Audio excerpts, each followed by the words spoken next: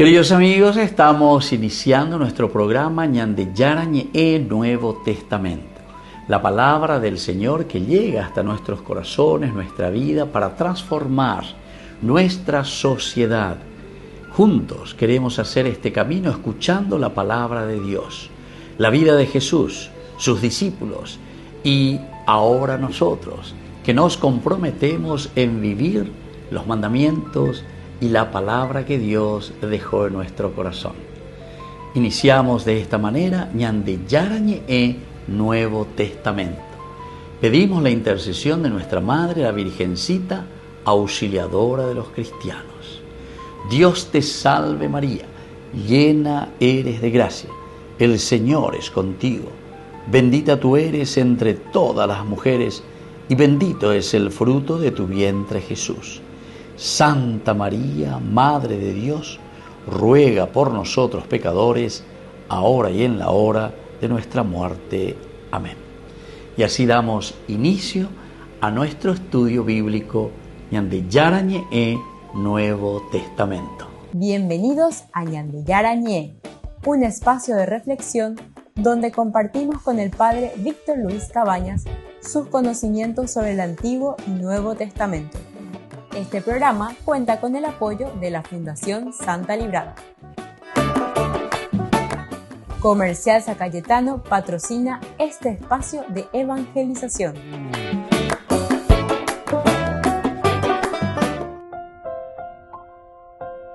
Queridos amigos, estamos iniciando con Ñande Yarañe Nuevo Testamento. Estamos nosotros con este hermoso libro de San Juan, capítulo 6, y hoy queremos estudiar el versículo 7. Felipe le respondió: 200 denarios de pan no bastarían para que cada uno de ellos recibiera un poco. Dentro de nuestro contexto narrativo, bíblico, histórico, este versículo 7 presenta la primera reacción concreta de los discípulos frente al problema planteado por Jesús. Entonces,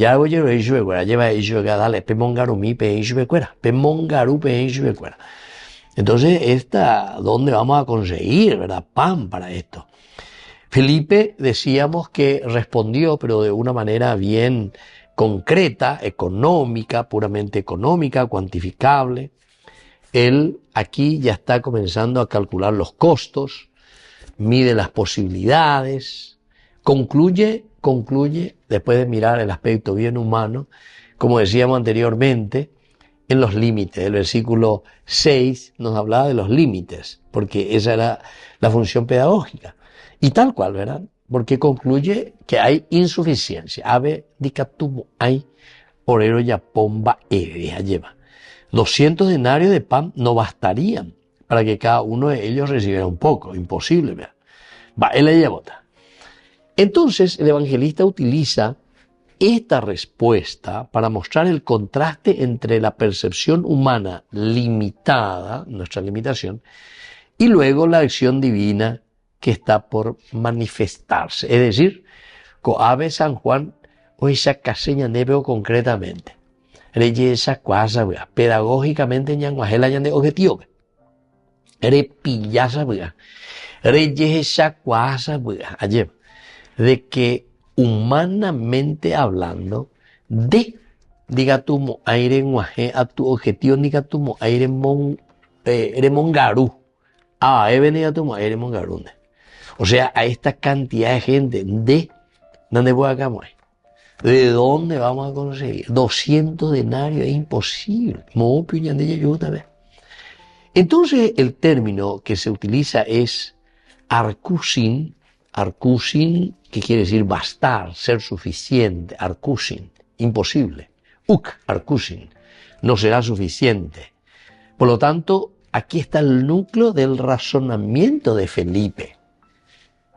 Es decir, todo es interpretado desde la insuficiencia del recurso humano.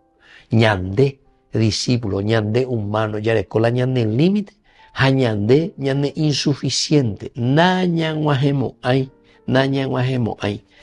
El discípulo entonces contempla la realidad únicamente desde los parámetros materiales visibles.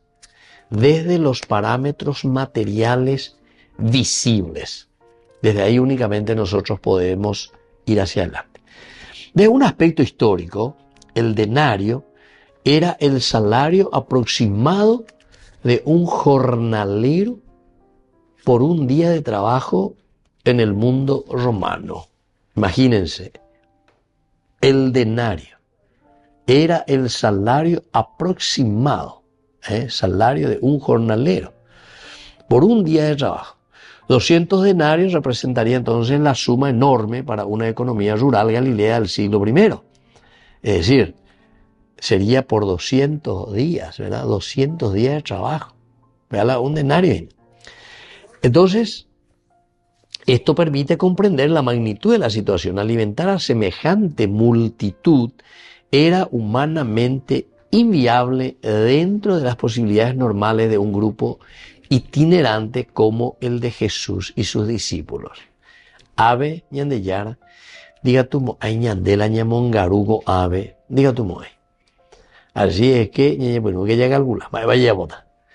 Galilea vivía bajo fuerte presión tributaria romana, herodiana, lo que hacía que grandes cantidades de dinero fueran aún más difíciles de obtener para los sectores populares. La respuesta de Felipe refleja así una conciencia económica realista dentro de un contexto social marcado por escasez y desigualdad. A ver, entonces yo que era, ¿por qué? Y porque aquí estamos con un contexto también de desigualdad, con un contexto de escasez. Lo que Felipe dice no es entonces cualquier cosa, ¿entiendes? Felipe es muy realista, o mañana por ahí, pero detrás de esto pues está toda la pedagogía. Opera con Yandela ya con las preguntas más bien retóricas para que pensemos y nos demos cuenta. Es como que yo ahora mismo te digo, Mongaromía de ave a 1000 personas, ese cumpleaños. Ya por mí se ave 1000 personas. A 1000 personas. Amoigo ella por sea, baigo ella por sea. ¿Entendiste? Entonces calcular a ella haya mongarupata. Voy la ñeicote. Entonces ella bueno te calcular. Voy la ñeicote, etcétera, etcétera. Y bueno, y así entonces, esto es muy interesante, ¿verdad? Porque en el fondo, lo que el autor sagrado quiere hacer es hacernos pensar y hacernos entender sobre nuestras limitaciones, que después vamos a encontrar que el que sí puede alimentar va a ser Jesús, desde el aspecto religioso divino. Volvemos enseguida con más de Yarañi e Nuevo Testamento.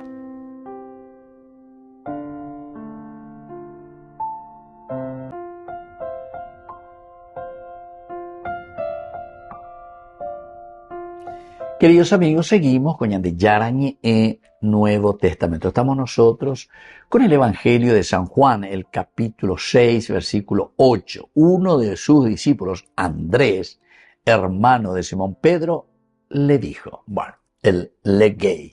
Aquí está introduciendo una revelación, algo importante que vendrá. Miremos un poco del contexto cultural antropológico. Las sociedades mediterráneas antiguas se organizaban alrededor de vínculos familiares, honor colectivo y redes de pertenencia, los vínculos familiares. Y luego también esa honra, ¿verdad?, que ellos tienen entre sí, ese respeto, ese honor que se dan. Y luego esto da también una red de pertenencia, como nosotros nos pertenecemos. Ahora, el hecho de mencionar a Andrés en relación con Pedro revela una cultura donde la identidad individual difícilmente era separada de la familia y del grupo. Revela esa cultura, donde es casi imposible, difícilmente separar la familia del grupo. Estamos muy unidos. Y esto sociológicamente nos está indicando que el discipulado cristiano no se desarrolló como experiencia individualista. Esto sí que es maravilloso, pero de por sí luego la influencia entonces del pensamiento judío, la influencia del judaísmo, la influencia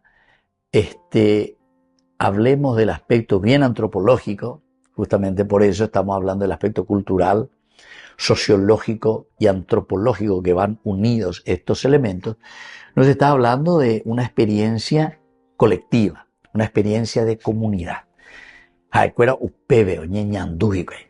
Siempre luego decimos, ¿verdad? La Biblia no fue escrita para yo.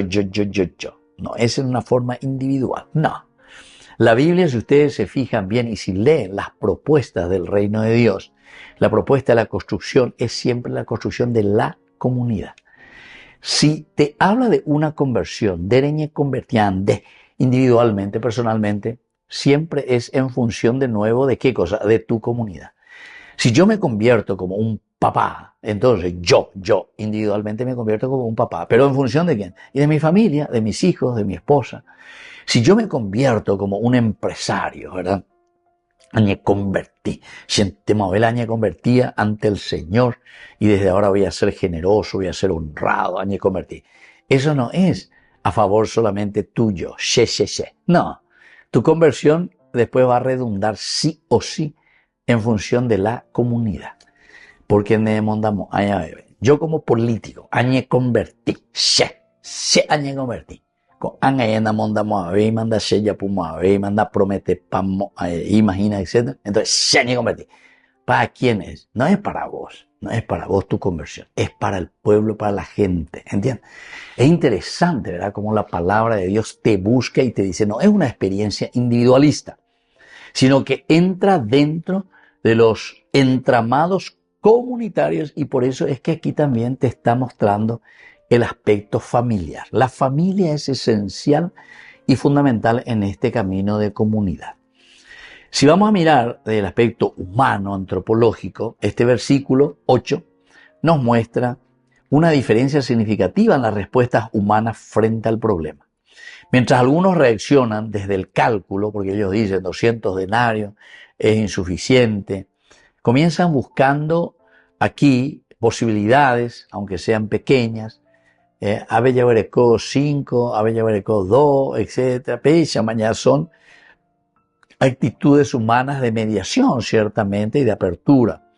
Pero aquí lo que Andrés presenta es una mediación totalmente diferente. Es una mediación pequeña, pero totalmente diferente, que busca con el término adelfos, principalmente hermano, que no expresa solamente ese vínculo de sangre, el adelfos en el griego, sino que sobre todo cercanía, cooperación, pertenencia relacional. Y tengo te veo y lleva, ¿qué tal, che? ¿Qué tal? ¿Cómo andas, hermano? ¿Cómo andas, hermano? En el aspecto religioso muchas veces decímoslo, hermana, mi hermano, ¿verdad? O sea, no es simplemente por ser tu hermano o tu hermana de sangre, sino que sobre todo de relación. Y entonces este texto, el versículo 8, deja entrever que la transformación de la realidad no comienza necesariamente desde grandes recursos, sino desde la disposición de alguien capaz de presentar lo poco disponible ante Jesús.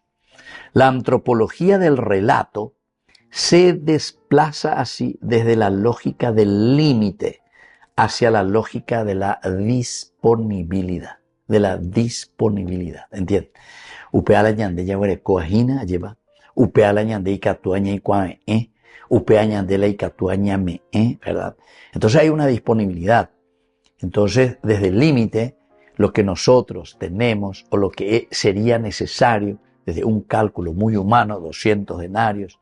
Sin embargo, aquí es más bien disponibilidad. Con minte colaro de 5 panes y 2 pescados, pero hay disponibilidad. A Pepe me vino disponibilidad, añame, eno peña de yaguereco, pega con la pollera ya es ñan de pollera. Y si hay esa disponibilidad, después hay también, quieras o no quieras, hay desde lo más profundo, hay una respuesta, ¿verdad? Hay una respuesta positiva a esa intervención. Volvemos enseguida con más de Yarañe Nuevo Testamento.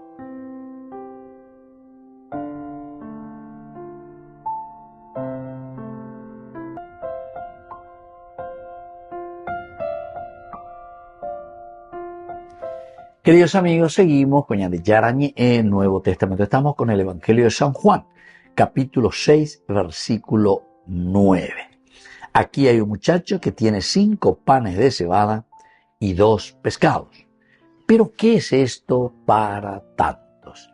Esta última preguntita, ¿qué es esto para tantos?, nos está mostrando la magnitud de lo que vendrá después. Es decir, tan poca cosa, 5 pescados, 2 pescados y 5 panes. Pero, ¿qué es esto ante la magnitud? No es como el primero, ni 200 denarios no vamos a poder comprar pan suficiente para darle de comer a toda esta gente. Entonces, palabras claves que tenemos, cricinos, de cebada, humilde, perteneciente a los pobres. Ustedes dicen las cricinos. Este adjetivo describe específicamente el tipo de pan mencionado en el relato. Desde el aspecto gramatical, funciona como un calificativo del pan, distinguiéndolo del pan de trigo, considerado de mayor calidad en el mundo antiguo, el trigo y la cebada. Y aquí entonces, como diciendo, ¿qué es lo que necesitamos para alimentar, verdad? ¿De qué le vamos a alimentar a este pueblo? Para alimentar, ¿verdad?, a este pueblo. De un aspecto exegético, este evangelista no menciona la cebada accidentalmente. No se menciona, ¿verdad?, de una manera accidental, sino que este detalle subraya el carácter humilde de los recursos disponibles. Es un detalle muy importante. Esto es lo que tenemos. Entonces se subraya, este es el recurso que nosotros poseemos. El signo de Jesús no parte de abundancia aristocrática, sino de alimento asociado a sectores populares y pobres. Está mucho más asociado entonces con esa humildad, con esa pobreza, con esa sencillez. En este caso se insiste más todavía porque es cebada, da chío. Imagínense, muy interesante, ¿verdad?, cómo está presentando el autor sagrado. El relato revela de esta manera una lógica teológica donde lo sencillo y lo marginal se convierte en materia de manifestación divina. Y ande ya hemos oído, aquí hay un niño, ya va con la mitad oyapota, va el oyapota. Un niño no puede, porque todavía no es su etapa para mantener una familia. Pero sin embargo, a través de este niño, de la poquedad de este niño, de la humildad y la sencillez, es que se va a lograr éxito. Entonces, la lógica teológica siempre está apuntando hacia lo sencillo y lo marginal. A través de lo sencillo y lo marginal que utiliza Dios es que nosotros vamos a conquistar poco a poco esa gracia del Señor. Hay una segunda palabrita que es el paidarion, es decir, este muchacho pequeño, figura socialmente insignificante. Paidarion,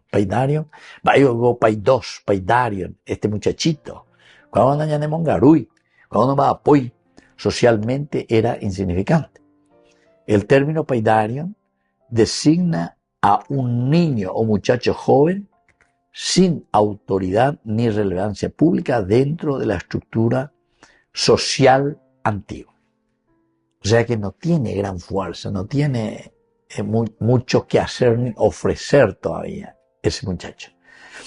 Entonces San Juan, el evangelista, utiliza esta figura para mostrar un patrón recurrente de la revelación bíblica.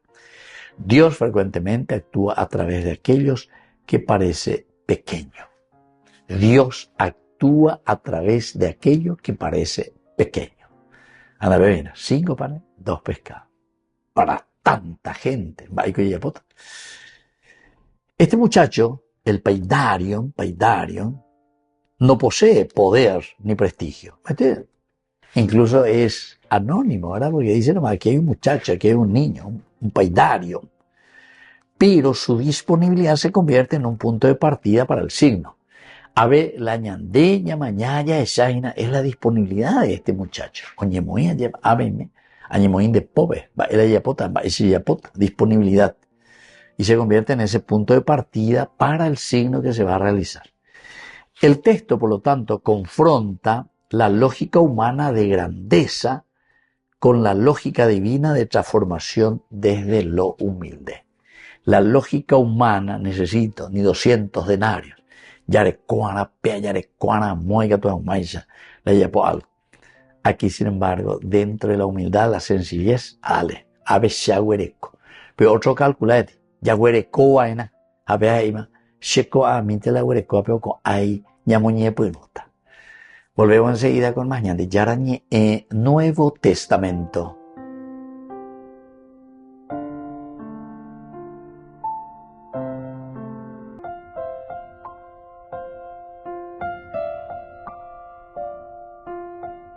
Queridos amigos, seguimos con Ñande Yarañe, Nuevo Testamento. Estamos con el Evangelio de San Juan, capítulo 6, versículo 9. Aquí hay un muchacho que tiene 5 panes de cebada y 2 peces. Pero, ¿qué es esto para tantos? Queridos amigos, uno se pregunta y dice, bueno, el año de poesía, ¿qué es lo que el autor sagrado quiere transmitirnos con este versículo 9? En primer lugar, Dios puede obrar grandes signos a partir de recursos humildes o sencillos. Dios puede obrar grandes signos con recursos tan pequeños. 5 panes, 2 pescados. Pues entonces, pues esta mañana ya la pobre lleva el obrar, la fuerza de Dios sobre lo pequeño. Lo segundo es que lo aparentemente insignificante puede adquirir centralidad en el plan divino.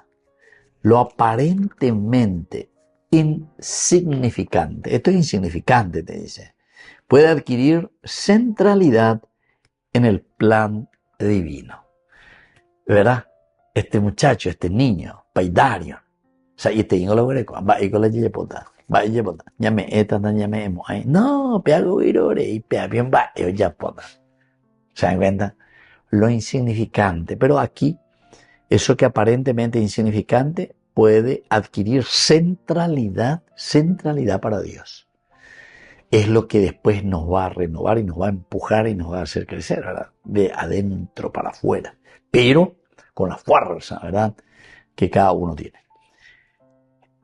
La tercera enseñanza es que el ser humano tiende a medir la realidad solo desde criterios de proporcionalidad visible.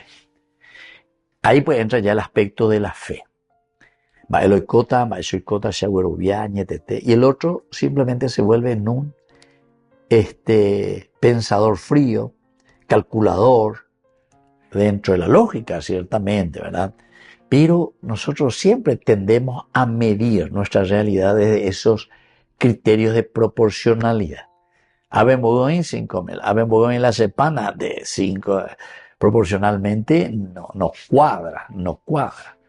Por decirlo así, si queremos 5.000 hombres, pero donde llegó ahí en la cuña, cuera la y me voy cuera muy bonita.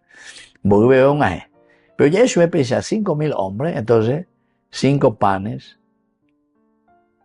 un pan para 1.000 personas, ¿entiendes? Bueno, esa es una forma solamente de pensar, pero el ser humano normalmente tiende a la proporcionalidad, lo proporcional, desde ahí, y le cuesta más el lanzarse, el mirar, el confiar, el creer plenamente en Dios.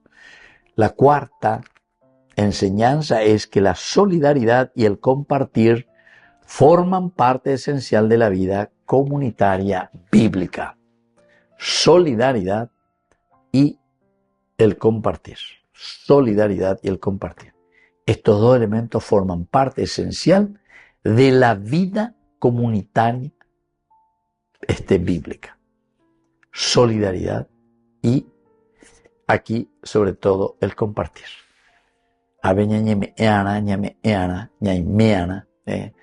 Esa es una enseñanza maravillosa. Una quinta enseñanza, queridos amigos, es que Cristo transforma la lógica de escasez en una lógica de abundancia y revelación. Escasez, escasea todo, no hay por imagen, allema. Sin embargo, ante esa escasez es que el Señor transforma la lógica en una lógica de abundancia y de revelación. Lógica de abundancia y revelación. Y porque después nos va a decir que sobraron, era sobrar. De eso que faltaba, de eso que no teníamos, e incluso que nos desanimamos y decíamos, yo le dije, puta, imposible. Sin embargo, aquí nos está mostrando que todo también es posible. Queridos amigos, nos vamos despidiendo por el día de hoy. Les dejo la bendición del Señor, el Padre y el Hijo y el Espíritu Santo. Amén. Y hasta la próxima con más Ñan de Yarañe, Nuevo Testamento. Con esto concluimos nuestro programa Ñan de Yarañe con el Padre Víctor Luis Cabañas. Les invitamos a todos a seguirnos todos los días por los medios de comunicación y también en nuestras redes sociales, Facebook, Instagram, YouTube. Que Dios los bendiga y proteja. Este programa cuenta con el apoyo de la Fundación Santa Librada.